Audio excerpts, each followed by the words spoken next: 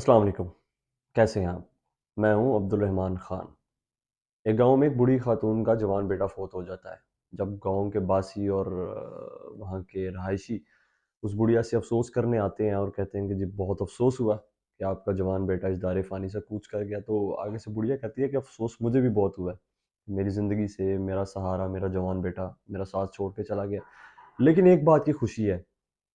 اب گاؤں والے استفسار کرتے ہیں کہ آپ کے جوان بیٹے کی وفات ہوئی ہے، آپ کو کس بات کی خوشی ہے؟ کہتی خوشی اس بات کی ہے کہ کم از کم میری بہو کا غرور تو ٹوٹا، اکڑ تو ٹوٹی۔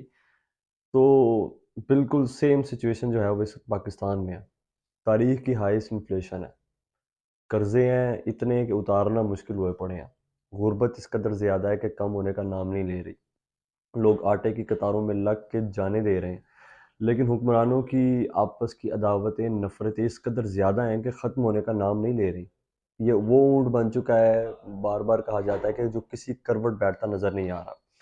پاکستان کے جرنلسٹ ہیں نثار کھوڑو، بڑے سینئر جرنلسٹ ہیں، انہوں نے بھی ریسنٹلی ایک پوڈ کاسٹ کیا، وہاں پر پاکستان کی سچویشن کو بڑے اچھے طریقے سے اور دلچسپ طریقے سے انالائز کیا ہے، اور انہوں نے پاکستان کی سچویشن کو ٹائٹینک سے ریلیٹ کیا، اور کہتے ہیں کہ پاکستان کی جو اس وقت سچویشن ہے نا وہ ٹائٹینک کی طرح ہے، جس میں امیر بھی سوار ہیں، غریب بھی سفر کر رہے ہیں۔ فرق صرف یہ ہے کہ جب ٹائٹینک ڈوبے گا نا تو غریب پہلے ڈوب جائیں گے، امیر بعد میں ڈوبیں گے، لیکن چونکہ امیروں کے پاس لائف بوٹس ہیں اس لیے وہ بچ جائیں گے۔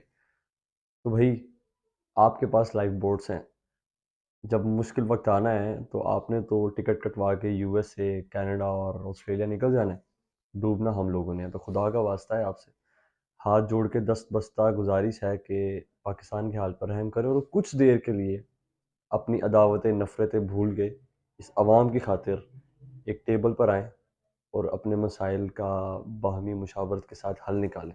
یہی ہے، کنسنسس کے بغیر کوئی چیز نہیں ہو سکتی، جہاں پر کنسنسس نہیں ہوتا وہاں پر جنگ ہوتی ہے، اور جمہوریت میں جنگ نہیں بلکہ کنسنسس ہوتا ہے۔ Thank you.